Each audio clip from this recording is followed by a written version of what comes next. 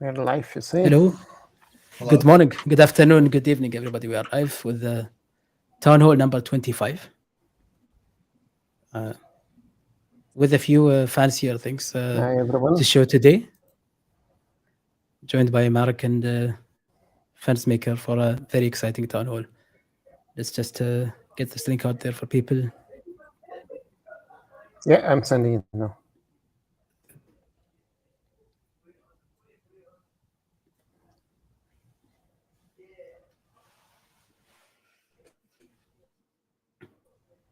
We actually have a lot happening today, and we're blessed by the absence of karaoke and cat sounds. I'm happy I finally achieved this state. I hope I'm able to sustain. I might have a little bit of background noise, but I'll probably be on mute unless I'm speaking, so it should be fine. Yeah. I'm a bit unlucky that I need to talk a lot, or maybe I just like to. Okay, we have people coming in. I think you like to talk. Yeah. And it's okay because you're good at it, so I think it's a good match. Appreciate your kind words, sir. Let's see. Okay. I think the chat is not updating live, or people are not chatting as usual.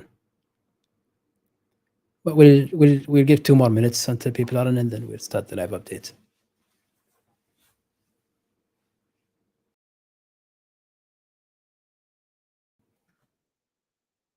What's about? Yeah. Hi, Nicola. Just wanted to say hi in chat. I was excited about the first member talking in chat. Let's see.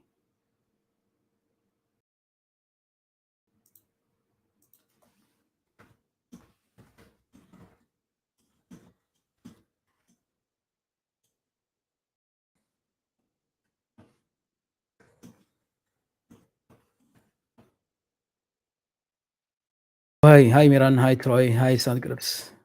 Sandgrips is also Equine breeder, I think. Hi Farmers to GM. Good morning. Morning, Troy. Okay, that's good to know. I was a bit worried about the radio silence, but I think it was just people coming in. So we'll be starting in a minute just to recap. This is our Town Hall 25. Hi, Craig. Happy Easter to everyone who celebrates. Happy Easter, Sandgrips. It's amazing how time flies. 25 town halls is almost a year, right? We're 1 town hall away from a year of town halls, assuming twice per month. It's really cool.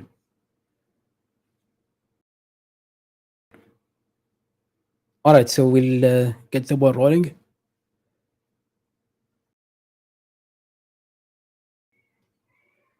So we have a bunch of topics. This is high-level overview. So we're going to talk about some team updates, some art updates, some development updates as you're used to, marketing updates. We have an exciting explainer on the first Pioneer Pass, which is our upcoming sale, which we've teased about and actually talked about in a few spaces. And then we're going to have our usual AMA section. So from the team update side of things, we're really happy to welcome 2 new members to the team. First of all, from the development side of things, as we get handed over a lot of the parts of the project that were primarily built by, let's say, external parties, we also start to get a lot more ownership of the code itself.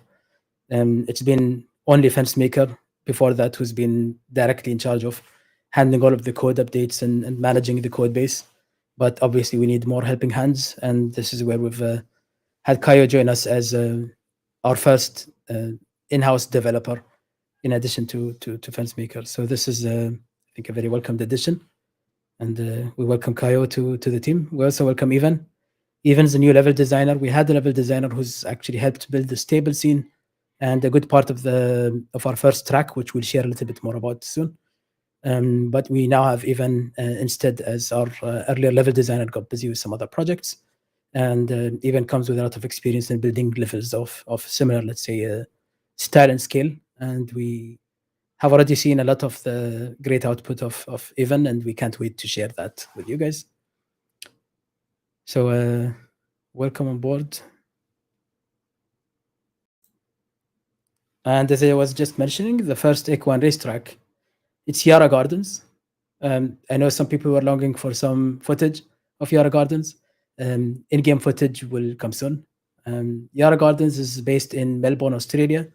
It's a fictional track that is right next to the Yarra River, which is where the name comes from.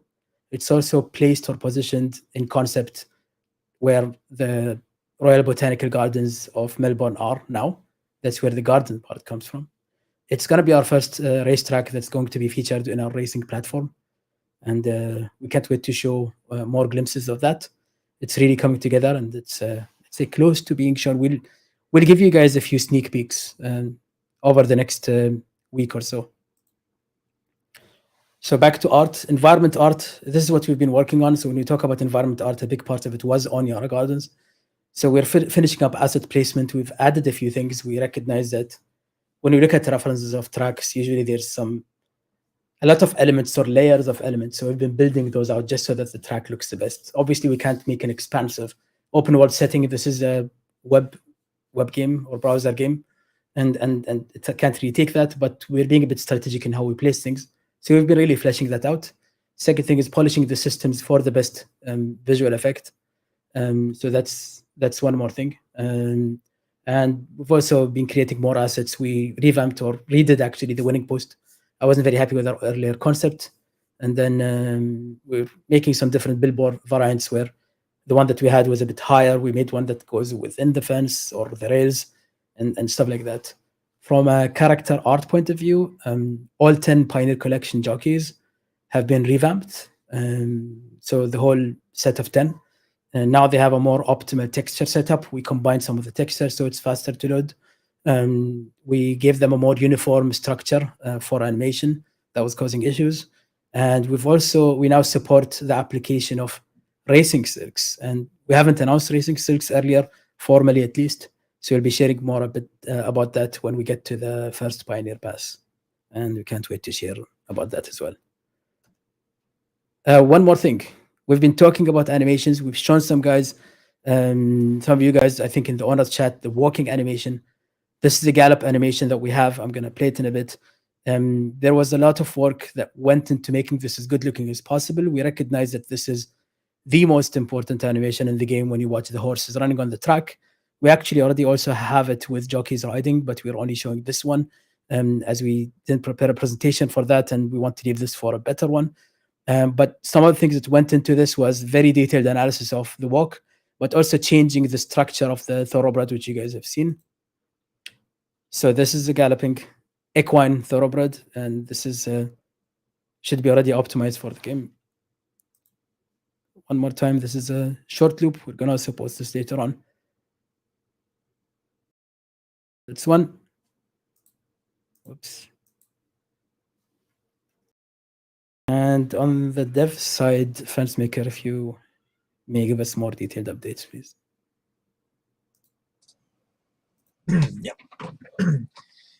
Yeah, so basically, I think like we said, the Fire Art team that was hired to basically build the whole app skeleton. So everything from the website to the app, what you've seen, basically everything with the buttons and every list and the list of horses and all of that. They've completed the contract that they were hired for, which is building the whole framework and skeleton for this, and plugging in as much as possible everything that we have. So the only thing that needs to be done on the app now is connecting the new parts that will come from the blockchain dev team and from the 3D dev team inside the app to get the actual last development that have to be made by the other teams. So what we did is we've hired a full stack dev, like Fahad said, which is Kayo. He's really good, and he's just going to be learning all the code and then being able to just plug in the new sections as they get ready. This part of the app doesn't mean by no means that the app is the whole engine and game is ready, because we still got a lot of blockchain development to do and a lot of 3D development to do to get the races going, and then to make sure that the races can be done on the blockchain in a secure fashion and everything. So those are the bigger part of the dev, but it was still a very, very good feeling and in-house to get one part of the app, let's say one of the 4 parts of the app that needs to be done, that was kind of completed. That felt really good. And having an in-house dev now working on maintenance, bug fixes, and the latest dev job, like just plugging in the new updates, that's really cool. So that's a good thing. Doesn't mean the game is ready, but it's definitely a step, right? Needs to be done. The most things that get completed, the closer we are to completion. But like I said, so on the blockchain, there's many of the redeemers are completed for the racing smart contract. What that means is that redeemers are different ways to interact with a smart contract. For example, in the racing smart contract, you can use the redeemer, I would like to register my horse, right? Simple redeemer. There's a redeemer that says, I would like to cancel my registration. Then if the race is already nominated, there's a redeemer that says, I would like to scratch my horse from this race and cancel but pay fees. Or there's a redeemer that says, the race is over, I would like to claim back my horse and take my prize money, right? So every way that you can interact correctly with the smart contract is through a redeemer. So we've got to think about all the cases that could happen and program in a door to interact with the smart contract in different ways. Some of those are less evident for you guys, like what if the server goes down and the race never happens? Okay, well, there needs to be a redeemer that says after a while you can still take back your horse, right? Otherwise your horse is just stuck in the smart contract forever, and you never want that to happen. So we have to be very careful with every possible option and make sure that you guys can always in a pinch have a redeemer that says, well, 24 hours after the race, if it didn't happen for any reason, you can take back your horse and your money, basically, because that's a canceled event. Like that's a force majeure, like the race never happened thing. So we have to think of all those cases. So that's what we were doing. We designed all the redeemers, and now we're building them. A lot of them, like I said, have already been done. So that's good. We're getting closer to having the smart contract aspect done, which is the on-chain part of this. Then we've started working on the off-chain part, which is everything that builds a valid transaction to talk to that redeemer. You have to build a transaction, send it into the redeemer to talk to the smart contract, to get evaluated in the smart contract. So there needs to be a transaction that's built. So we need a code base that can build all the transactions that we need. Register my horse, cancel my registration, scratch, claim my horse, claim back my horse because the race was canceled for some reason. So we've got to build all those transactions correctly with your horses or claiming back your horses, making sure that that works. The cool thing about making a smart contract for all of this is that it's technically impossible to claim your horse back to any other wallet but yours. What that means is that literally I could go in the race, claim your horse to your wallet, and that would be valid. But there's no way for me to claim your horse to my wallet, right? But whoever does anything to this smart contract, it'll be giving you back your horse and your prize money. That's what the smart contract does, and that's what it's trustless. Basically, it's anybody could do anything because the only transactions that are valid are the ones that are okay. So that's what it does. That's what the smart contract guarantees. Even if a bad actor gets in any way through it, it'll just be able to give you back your horse. basically. So that's good. So that's neat. So we're building the transactions, and then using the tool that builds the transactions, we're also gonna build a bot that would be able to post a few transactions on behalf of eCoin, like daily race updates. So setting your daily race back to 5 each day, and setting your monthly breeding limit back also on every month, and then minting foals every month. And then, so we need a tool that can just create transaction on a schedule and that post them to eCoin in a secure fashion. So we're also designing and starting to code that little bot that will be working for eCoin. So that's a lot of blockchain stuff. It's getting very real, very that's the hardcore part. That's the part we need to be very, very safe and secure with, and that's the part that we'll be doing all on the testnet first, and then really testing before we move on to the mainnet with your horses and your money, so that we can test a lot of the cases and try every scenario with a smart contract and the redeemers, and make sure that everything behaves as we think, and there's no undiscovered chain of events that would lock your horse or do anything bad in the smart contract. Then Babylon JS and 3D, our dev has been working on a lot of tools to do director tools, right, to move the camera around in cool ways in the races, so that you could switch it in different way, telling it to follow the horses from the side or from the top, or get an aerial view and do something. So there's been improvements to the tooling for the cameras, and then fixing and improving the dev tools for the racetrack. So a lot of little things like for the crowd and for the railings and for I think the trees in the background, and those things have been optimized and made in a way that will look much better and take a lot less resources. So you get more bang for your CPU, let's say.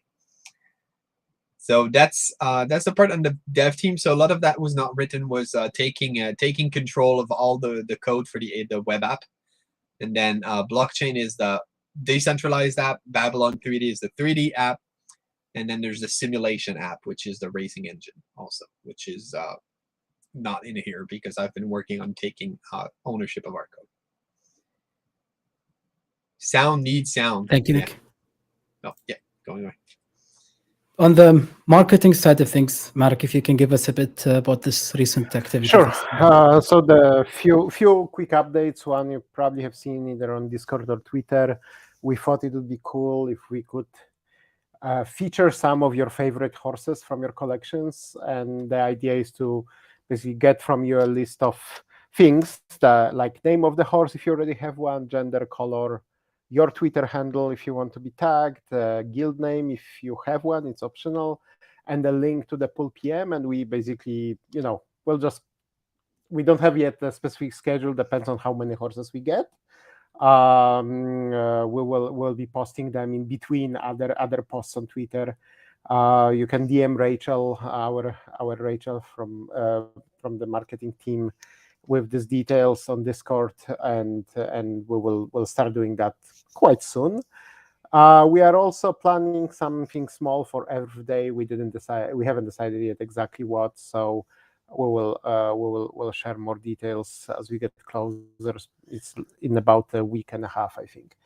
And then if we can go to the next one.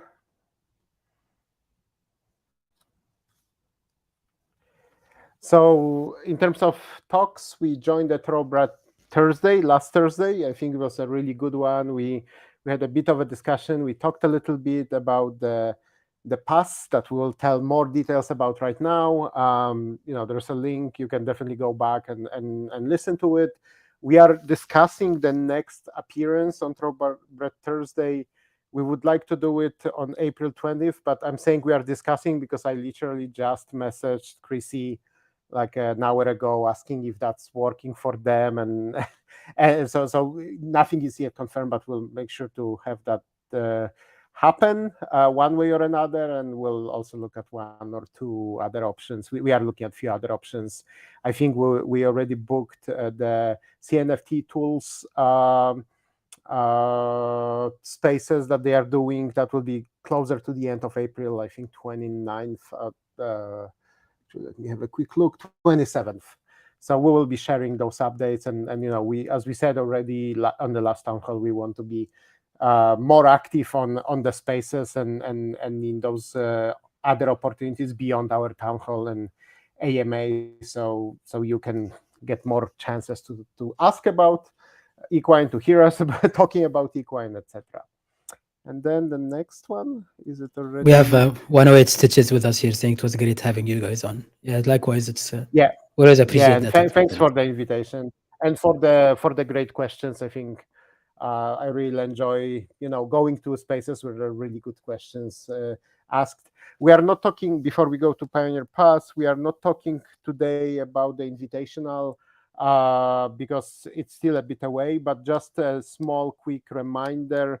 Actually, I will ask Rachel to update it on Monday, but we decided this weekend after some discussion that we want to do the next town hall in 2 weeks. So that means that the Invitational Underground will move to the week after. So it will be a week later than it is currently in the calendar. We'll update it on Monday or Tuesday. Yeah, and now we can move to the clue of the evening or day or morning, depending where you are. And I guess Fahad, you will take over to talk about the pass. Sure. So welcome the first Pioneer Pass. This is a game concept that you may already be familiar with, the concept of game passes. Some call it season pass, some call it a game pass. In our case, we call this one a first Pioneer Pass. We also plan to have an annual pass that will be for a duration of 12 months or a year, and a season pass, which will be a season that's a single month of real time. The first Pioneer Pass is named after the first set of pioneers from the Equine Pioneer Collection that will be activated. So when racing starts, people will have the choice to activate their horses. That lifespan of those first pioneers will be those 16 months from age 2 till they pass away. That will also be the period of this first Pioneer Pass. So it's really named after this generation of first pioneers to commemorate those. And how it will work. So as I was mentioning earlier, as soon as racing starts, we're going to have these also automatically activate. So it's not an activation. Any first Pioneer Pass will automatically be active at that point in time, and it will continue to be active for 16 months onward. Now, each month, the pass itself will be replenished with 10 equine utility points. In a future scenario, when we're ready with the concept of fungible tokens, if those work, this can be replaced with those at the right time with the right technology. Right now, we are actually basing it on the pass itself. Instead of having those airdropped as a separate thing, they'll be on the NFT itself. And then these will not carry over to next month. So when the next month comes, basically users who've finished their utility points, they will get them topped up back to 10. If they only used a few of them, it will again also be topped up back. Now, what can you do with the pass, you may ask? And we designed this pass to have utility for all kinds of players on the Equine platform. For racers, there's going to be a pass holder exclusive free race entry. So the way we're doing this is we're keeping the free races that will be for non-pass holders, but we're also adding a category of free races that will be exclusive to the pass holders. So then instead of challenging or competing with everyone on the open free races, there's also going to be these pass holder free races, and this will be one of the utilities. Now it says 3 points, that is the planned, let's say, cost of utility points to use this perk. So if you have a single pass, you're going to be able to enter 3 of these races per month using the utility points of that pass, and you're going to have 1 point left over, which unfortunately now we don't have accounting for, but we do plan to add perks onto this, but these are the ones that we already have clear and agreed on. For 4 points, you'd be able to get a breeding fee discount. We're planning this to be a 10% discount of the breeding fees. Some may ask, well, what will the breeding fees be anyway? We will be sharing a little bit more about the concept later on, but we have a concept for a breeding fee that will be basically adjusted every month. It will take as main parameters to it the number of active users, the number of activated horses that are live, and then using that, it will come up with a certain breeding fee. For clarity, assuming similar ratio of holders and active horses as we have now of the non-activated horses, the breeding fee would start somewhere around the range of 150 to 200 ADA of breeding fees. And this is a starting point that we're putting based on this formula. There's a bit of tweaking that we're still doing and fine-tuning, but this perk of a breeding fee discount would allow you basically with 10 utility points, you can spend twice 4 points to get twice breeding fee discount. So that's 2 times 10% discounts off. That's one thing. This may be a big one for stallion owners. For 6 points, you'd be able to raise the limit of stud vouchers. And as you guys may recall, stallions that are breeding stallions or studs would have 5 monthly covers. Using this, they would still have, stallions will have a possible maximum of 6 covers per month by spending 6 points of the utility points by raising that stud voucher limit for a horse. That will be temporary for that 1 month, but it may be well spent for those who have the right stallions for that. And then deluxe skins, or in general, redeeming some exclusive skins that will also be possible to use using the utility points. We will have skins available for sale for minting using ADA in the normal way, but we'll also be able to use this pass to redeem skins depending on the skin and the collection type. And you'll know more detail about that later on. So that's one. The sale info. So we're going to start with an early sale for Pioneer horse holders. It's going to be 2 days, the 21st and 22nd of April. And then the public sale is going to be from the day after that until the end of May. The price, we've set a price of 250 ADA for, I guess this is a spoiler, but for the first Pioneer Pass and the Silks bundle. And then the supply, we actually put a high supply, higher than we expect to sell. It's not really intended for that. It's until the sale ends, but we did cap it at the Pioneer horse supply count. So the max supply would be 14,125. You may be familiar with these numbers. We are going back with a throwback to the Pioneer collection. It's the same size of or number of bundles that were sold and the same minting price in ADA. So this is what it's going for. So what's included? The first Pioneer Pass with an extended duration of 16 months. Just a reminder that the passes later on will not have this duration. And there will be also at a different, let's say, arrangement. And then there's one more thing. And we kind of spoiled it in the slide before this, but silks, racing silks. So racing silks are a staple of the racing industry. These are usually represent owners of horses who have their own colors of silks, or trainers will use their own silks when they race.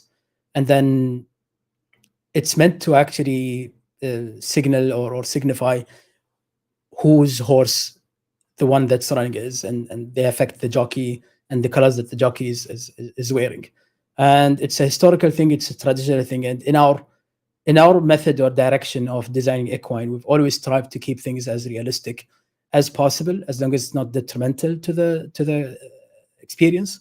And then with that in mind, there is, I would say, we designed the Pioneer Jockey Collection with a predefined, let's say, colors and styles, but then we recognize this is not really how it should be eventually. And that's where we came up with this. We have a technology stack that allows us to support this functionality. So we're already taking this quite a long way. These are going to be separate NFTs, which will be, you'll have true ownership. You're not going to only keep them on our platform, but you can trade them and do anything you want with them. And that's might be helpful when you get colors or patterns that you're not really interested in. They will be randomly distributed in the mint. So there'll be different rarities of these silks in terms of number of colors and the design. I will say that the single color silks, as in no pattern, all full single color, will be very, very, very limited. We'll include probably a maximum of 2 of these single color was in the pass pool. for anyone who does get them. And the rest later will be reserved for auctions, big prizes, and similar activities. And one more thing, these will only be available for free, bundled with the pass for a limited time. So only during the first week of the sale for the Pioneer holders, and the week after is when the Silks will be bundled. After that, the sale will only be for the Pioneer Pass. Silks will be minted at a later date as a separate sale for those who still want to buy in the future. But these now are considered the limited time perk that will be bundled into the Pioneer Pass sale. Before I end this, I will stop the presentation on this, and I'll just show you guys a quick demo. You may like it was kind of the demo itself is kind of a late idea, but I think it's a really good one.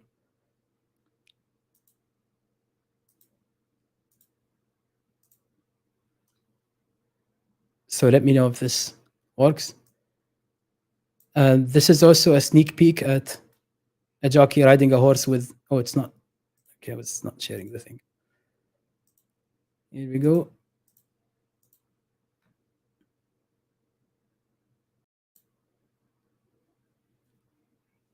So this is also a view of the actual game assets.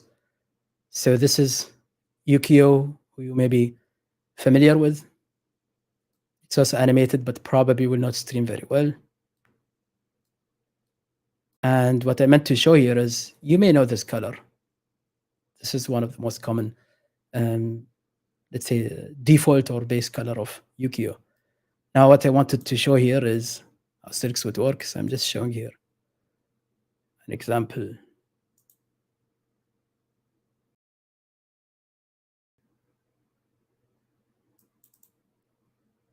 So as you guys can see here, this is with a certain design of Silk applied. And then we also have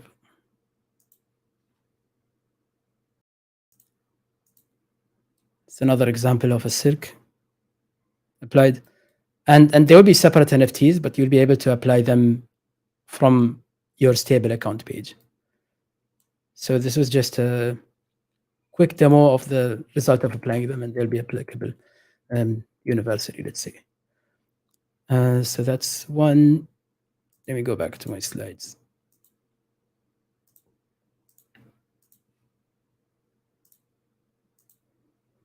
So yeah, that's Silks, and that's a demo of Silks. And I hope you guys like this one. And on to the AMA. I'll start with AMA that we got from Discord, and then I'll head to AMA of if we get anything live from here. So could you update the white paper roadmap? Yes, we owe you guys this. Apologize. Kind of been busy building instead of updating that, but we have it does need an update, so we'll take that up. It's a good point. The white paper that everyone's been asking for updates on, we actually have somebody that's been dedicated, basically helping us in updating the white paper, just to make sure that we get give the attention to it. So we're doing a little bit of that housekeeping of all of the features that we added or developed through the period, and that it gets really described correctly. And we are actively working on it, not on it as in, yes, we will do it, but as in we are actually actively now doing it. So just to make sure that's clear. How many Pioneer passes would be minted, and can owners buy or use more than one? Yes, so we mentioned the maximum cap or the maximum supply. We are not really sure whether it will actually sell out, and it's not really intended or required to. But we wanted to give this chance to users to really get a chance to get these perks. It's kind of a promotional activity also to the game itself. Now, would it be better for everyone to get a Pioneer Pass? I wouldn't say yes. I wouldn't say anyone who's planning to actually play the game. I think everyone who mints a Pioneer Pass and will use it for most of the months that it's available, I think they will get some. It will be worthwhile, basically, is the best way to say this. Counting the perks, and if you count the perks and what you get out of them, it should be worthwhile. If somebody gets the pass sees that they're not using it over the first few months, for example, well, the pass is an NFT, you can transfer it, you can sell it, and it will be sold and will have the remaining 14 months or however much is left. So it still retains that, let's say, utility. And now from more than one, can they use more than one? Yes, because if you have the utility points in two different passes, you may be able to combine them for as long as, I mean, within certain limits. Within certain limits of, for example, a stud voucher, limit increase can only be done up to 6. So you can't really apply it twice to the same stallion per month. And then you can't also, for example, but for race entries, let's say you run out of the points on one, or let's say you only have 1 point on one and you have 3 voucher passes that have 1 point each, you can combine them to enter a free race, for example, or you can stack them. And there's all of that should be possible. And these are the ones that we got from Discord. Let me just check YouTube chat. Is the pass something new? Yes. Well, relatively new. We've been working on it for a while, but it is relatively new.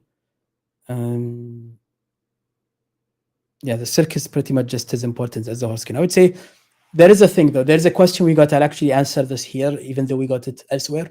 What happens to the pioneer jockeys? Some people have gold jockeys that they hold in very high, let's say, value, and understandably so. I mean, they are rare. They're rarer jockeys, and there's a few others. There's Lizzie, and there's a few others. So what do we do with those? For now, our best answer is we'll allow an option for users to, even if they equip basically the silks, that they don't appear on their jockeys. So if somebody wants to equip a silk to identify the stable and to show it on the UI and other places, but then in the races, they would still show their jockeys in their original colors. Anybody who doesn't have silks equipped will always just have the default colors of the jockey that they have. The silks will apply to the default jockey as well if you don't own a jockey. So they're really meant to work that way. But that's an option just to keep the colors that the jockeys currently have. Also, the colors of the pioneer jockeys will not be repeated in the silks, as in the exact combinations. They will be taken out of the rotation. So those will not be there. And obviously silks have to be unique. So each silk will have a unique color combination. All right. There's a question from Stitches, when customizable silks? We want to do that at some point. We don't want to do this immediately. We still want to feel out how that works. Usually silks, I would say, in most of the racing authorities are actually restricted to the standard patterns. And when bespoke silks are allowed, they are allowed at very exclusive, let's say, terms. I'm talking about actual, let's say, thoroughbred racing. So they allow bespoke silks, but they're usually cost a little bit more to register, and there's a bunch of other things. We don't want to go there yet, but at some point in time, I think it might make sense. And yeah, we got a comment about the extra studios.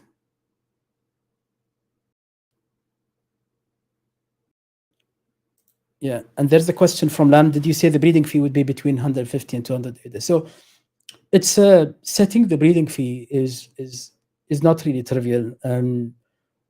We also want to make sure that it's a fair system that we use. We want to make sure that it achieves its required outcomes. And what the required outcomes are, I think, from setting a breeding fee is that an openly multiplying, let's say, population can be a detriment to the overall economy of the game and the ecosystem.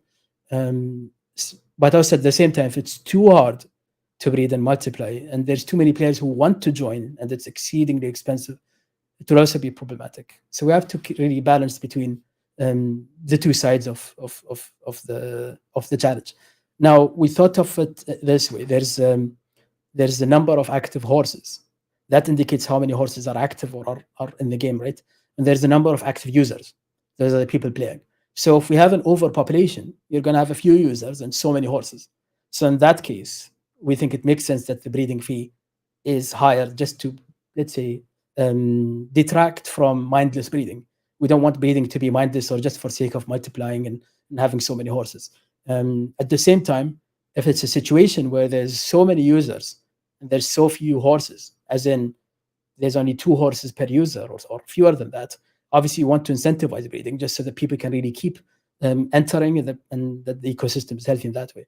So we built a concept of, or a formula that really takes these in with a bit of scaling so that it really matches or has a healthy growth curve. We don't want it to go exponential. Breeding naturally is exponential. In let's say a closed system where there are no detriments. In real life, it's not really exponential because there's all these constraints of costs and space and food and all these costs. Here in a digital system, if we allow it to go, it could grow exponentially to let's say harmful, let's say, levels. So the only way to do that is to kind of replicate those costs in some way. When there's more population, there's actually more cost, or there's more, let's say, detraction. So this is our concept. And yes, 150 to 200 is the range that we see if we apply the formula we have now. There is still room for fine tuning, but generally speaking, we're kind of happy with how the curve looks. So I'll just be scouting the Discord in case there's a question that was dropped there while I'm answering these. And as always, we're always open to hear your feedback. We share this for the purpose of hearing the community's feedback. It's always appreciated, and we owe you guys this. It's the purpose is to build this. In the end, we're building this game for the community, for the users, and that's basically the most important voice that we need to hear more than anyone else. So without further ado, I believe this is the last question I have. Our next town hall is planned on the 23rd of April. If there's any other questions or points, feel free to drop them anytime on our Discord channel.